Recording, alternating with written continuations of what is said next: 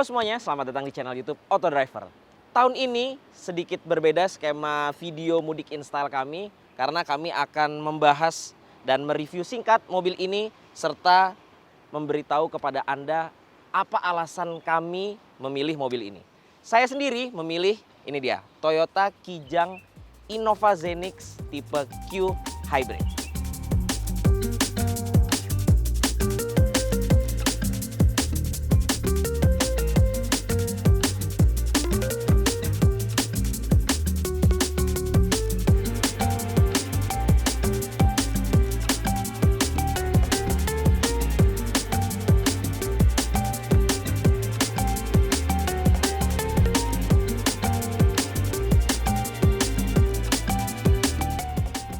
Alasan saya memilih Toyota Kijang Innova adalah sebenarnya saya tuh punya sentimental value sama sebuah Toyota Kijang Innova. Saya selalu mudik dengan Toyota Kijang Innova dari mulai Innova pertama yang keluar di tahun 2004, terus facelift yang di tahun 2009 saya juga pakai untuk mudik. Yang facelift di 2012 itu juga saya pakai untuk mudik, serta yang terakhir yang grillnya panjang sampai ke bawah itu yang biasa disebut dengan Kijang Innova Dono. Itu juga saya pulang kampung pakai mobil itu, bahkan sampai Innova Reborn pun juga saya pakai untuk mudik. Nah, saya nggak mau ketinggalan untuk tidak merasakan sebuah Toyota Kijang Innova baru. Makanya saya tahun ini memilih mudik dengan menggunakan Toyota Kijang Innova Zenix ini. Apalagi ini yang hybrid.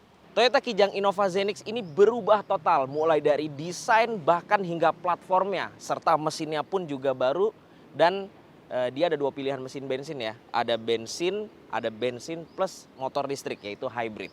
Nah kalau ngelihat grillnya sendiri, ini grillnya sepintas masih mirip dengan yang Reborn, tapi ini kelihatan lebih fresh. Lalu di sini ada logo Toyota yang dilengkapi dengan radar, dan di sini ada kamera depannya, dan ini yang dilengkapi dengan body kit Modelista. Lampunya seperti ini, sudah LED. Desainnya semakin bulky, semakin besar, bahkan dia diameter panjangnya juga semakin besar, semakin lebar, jadi akomodasi di dalamnya juga semakin baik. Tapi sedikit yang saya kurang suka dari desain eksteriornya adalah velgnya yang offsetnya tuh terlalu ke dalam. Ini kalau dibikin agak keluar sedikit, meskipun nggak rata fender gitu, sepertinya akan lebih ganteng lagi gitu tampilannya. Tapi ini padahal yang Q hybrid. Ini menggunakan velg dengan ukuran 18 inch, bannya 225/50. Nah, kalau tipe di bawah Q itu velgnya ring 17, jadi kelihatan lebih culun lagi sebenarnya. Andai ini bisa lebih keluar sedikit, pasti akan lebih baik. Apalagi ini dilengkapi dengan yang body kit Modelista, jadi body kitnya lebar, kelihatan lebar, tapi velgnya kelihatan masuk ke dalam. Tapi ya it's okay lah. Overall mobilnya tetap bentuknya keren. Alasan selanjutnya adalah bagasinya yang luas. Berkat platform baru, Toyota Kijang Innova Zenix ini memiliki bagasi yang luas dan rata lantai.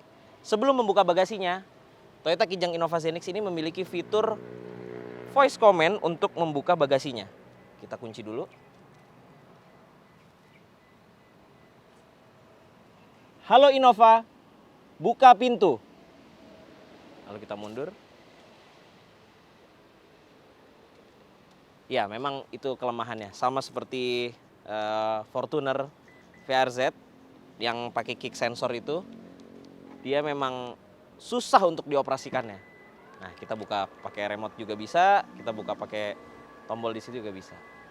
Nah, platform baru yang merubah konfigurasi bagasinya jadi lebih luas, rata lantai, karena kalau di generasi Innova sebelumnya itu melipat bangku baris ketiganya adalah ke atas. Jadi itu akan membuang space-nya. Tapi sekarang bisa lebih rata karena dia sudah bukan leather frame, karena dia monokok. Jadi pelipatan bangku baris ketiganya ini, waduh, nah ini dia. Lipatannya bisa ke bawah, rata. Untuk ban serepnya diletakkan di bawah. Masih sama dengan generasi-generasi Innova sebelumnya. Alasan selanjutnya saya memilih Toyota Kijang Innova Zenix adalah karena mesinnya hybrid. Mesin bensinnya sendiri 2000 cc dengan sistem Atkinson cycle. Dia bisa mengeluarkan tenaga 152 PS dan torsi 187 Nm. Tapi dia ditambahkan dengan motor listrik atau dibarengi dengan motor listrik yang hybridnya ini. Motor listriknya sendiri bisa menghasilkan 113 PS dan torsi maksimum 206 Nm. Jadi kombinasi antara keduanya tenaganya itu mendapatkan di 186 PS dan torsi maksimumnya, sayangnya Toyota tidak mengumumkan torsi maksimumnya, tapi rasanya di atas 206 Nm atau mungkin maksimumnya di 206 Nm. Jadi saya rasa ini sangat cukup untuk saya gunakan mudik ke Jawa Timur. Saya akan jalan-jalan ke Jawa Tengah juga, ke Jawa Timur. Jadi ini cukup banget karena sebelum-sebelumnya yang tadi saya ceritakan bahwa saya selalu mudik menggunakan Toyota Kijang Innova itu selalu menggunakan versi yang bensin. Nah, yang bensin itu tenaganya memang lebih rendah di generasi sebelumnya, tapi saya mendapatkan getaran yang minim kalau menggunakan mesin bensin. Nah, kalau ini tenaganya hampir sama dengan yang diesel, bahkan ini yang hybrid ini lebih besar tenaganya dan torsinya dibandingkan versi diesel yang generasi sebelumnya, tapi tidak getar, tidak bau, jadi ini lebih halus pengendaraannya ketika kita sedang berkendara. Sebelumnya terima kasih untuk Puri Botanical yang sudah support tempat untuk kita syuting di Mudik Install tahun 2023 ini. Nah, untuk Anda yang pengen mengetahui Puri Botanical, silahkan follow Instagram Puri Botanical untuk mengetahui info-info terbaru dari mereka. Alasan selanjutnya saya memilih Toyota Kijang Innova Zenix ini adalah bangku baris keduanya yang konfigurasinya captain seat, nyaman, lega. Jadi istri dan anak saya pastinya senang duduk di bangku baris kedua ini. Captain seat, dia ada otonomnya di bawah, penyangga kaki. Tapi memang sayangnya ketika kita menggunakan penyangga kaki atau otonom ini, kaki kita itu mentok sama bangku baris pertamanya, bangku depannya. Jadi kalau mau pakai ini, bangku depannya harus dimajukan. Artinya orang di depan nggak boleh ada. Ya karena saya juga bertiga, jadinya bangku depan pasti kosong, anak dan istri saya di belakang. Jadi istri saya bisa cukup dengan lega duduk di belakang dengan menggunakan penyangga kaki atau otonomnya ini. Untuk recliningnya ini elektrik, untuk otonomnya juga digerakkan secara elektrik, tapi untuk maju mundurnya masih manual. Nah, tuh. Nah, satu lagi adalah Toyota Kijang Innova Zenix ini sudah dilengkapi dengan rear seat entertainment. Ini berbasis Android, ada di kanan dan di kiri. Jadi ini sangat berguna untuk saya yang memiliki anak umur 2,5 tahun. Jadi supaya anteng di perjalanan, dia bisa sambil nonton YouTube di sini, bisa nonton Cocomelon di sini. Jadi ini berbasis Android, kita bisa pakai internetnya, kita ambil internetnya dari mobile hotspot dari handphone kita. Di sini juga ada pengaturan AC digital, ada 2 USB Type-C. Sini ada armrestnya, ada tempat untuk meletakkan barang, 2 cup holder, AC di sebelah sini, dan dia dilengkapi dengan panoramic sunroof serta dia ada ambient light-nya di atas ini. Alasan selanjutnya adalah, nah ini khusus untuk saya, karena saya yang menyetir di perjalanan ini, jadi saya juga harus memilih mobil yang memiliki posisi berkendara yang ergonomis. Jadi Toyota Kijang Innova ini ada pengaturan tilt dan teleskopik, dan ini teleskopiknya juga cukup jauh ya. Dan pengaturan jok yang bisa naik turun, maju mundur dan recline, meskipun pengaturan joknya belum elektrik, semuanya manual. Jadi ini sangat ergonomis, pedal gasnya juga enak, nggak terlalu jauh antara lantai dan pedal gasnya, karena di Innova sebelumnya kalau saya merasakan pedal gas dan lantainya itu terlalu jauh, tapi di Innova Zenix ini pedal gas dan lantainya tuh proporsional, jadi nggak bikin pegel di perjalanan di kakinya nih, terutama kaki kanan. Nah, kalau untuk layoutnya sendiri, saya suka dengan materialnya. Di sini ada material empuk dipadukan dengan material keras. Terus ini ada multimedia floating yang ini juga udah cukup lengkap, ada Android Auto dan Apple CarPlay. Jadi kita tinggal Colok saja di sini. Bisa pakai kabel dan bisa wireless Apple CarPlay. Lalu ini layoutnya mirip dengan Toyota Foxy. Sebentar, tadi baru play lagu. Ini layoutnya untuk bagian tuas transmisinya ini mirip dengan Toyota Foxy. Setirnya pun juga mirip dengan Toyota Foxy. Untuk instrumen klasternya dia perpaduan ya antara jarum dan TFT LED digital sini.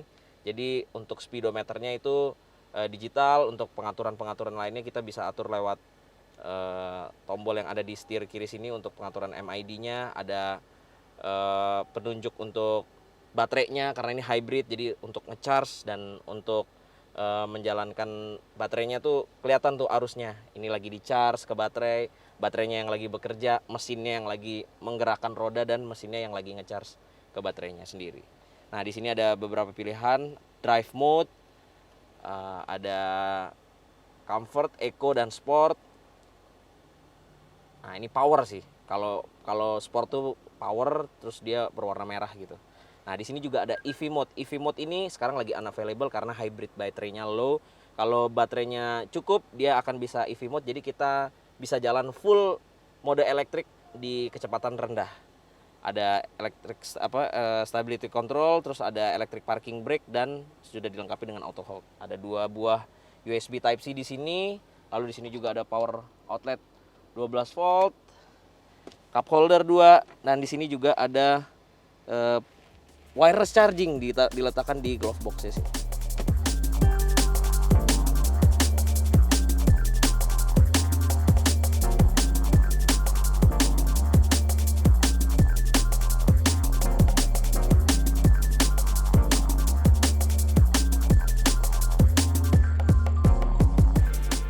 Begitu berkendara, yang langsung terasa adalah halus sekali ini mobil.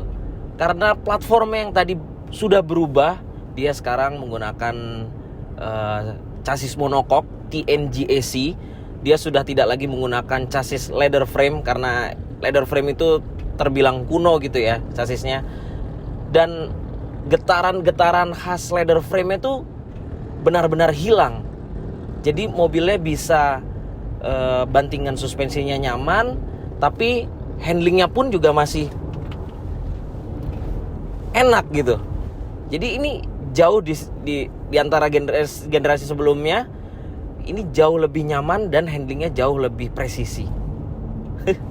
Dan dia juga sudah dilengkapi dengan Toyota Safety Sense yang cukup lengkap. Ada pre-collision system, terus ada lane keeping assist, ada lane trace assist, lalu ada dynamic radar cruise control. Jadi lengkap. Untuk perjalanan keluar kota akan lebih nyaman, lebih enak lagi ketika dilengkapi dengan fitur radar yang lengkap. Jadi bisa semi autonomous, tidak begitu capek nyetirnya, meskipun memang sesekali kita harus pegang lingkar kemudinya.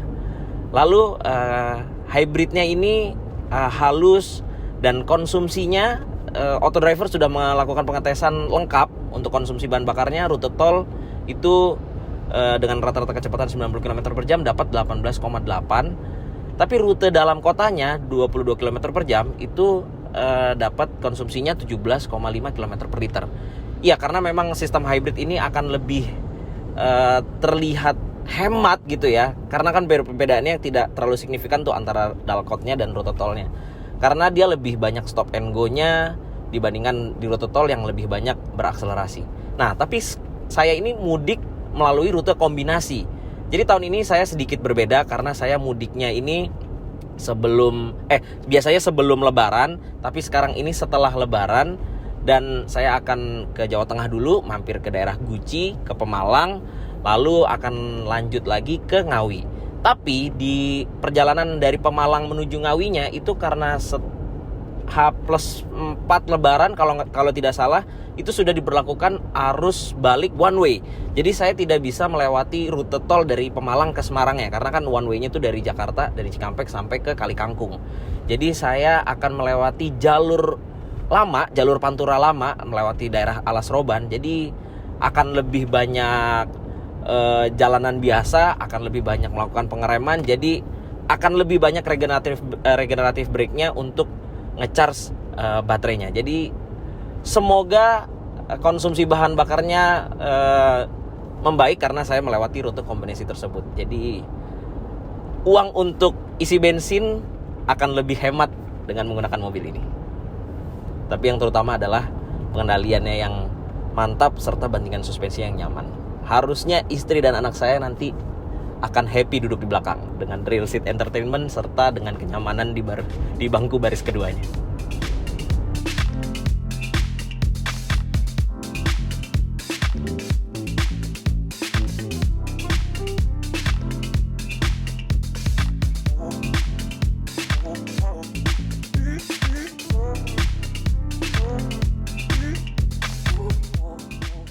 Oke, jadi begitulah review singkat saya dan alasan saya kenapa saya pilih Toyota Kijang Innova Zenix ini untuk berlibur di Mudik InStyle 2023 ini.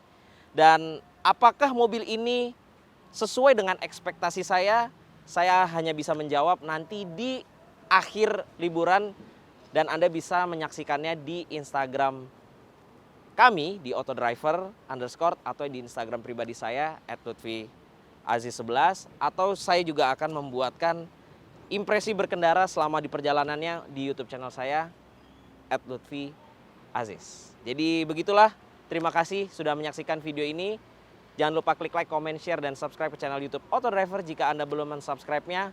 Main-main juga ke website kami di www.autodriver.com. Dan saya Lutfi Aziz selaku reviewer dari Autodriver mengucapkan selamat Lebaran Idul Fitri 1444 Hijriah. Minal aidin wal faizin. Dan untuk Anda yang akan mudik, hati-hati di perjalanan. Sampai jumpa di video selanjutnya. Bye-bye.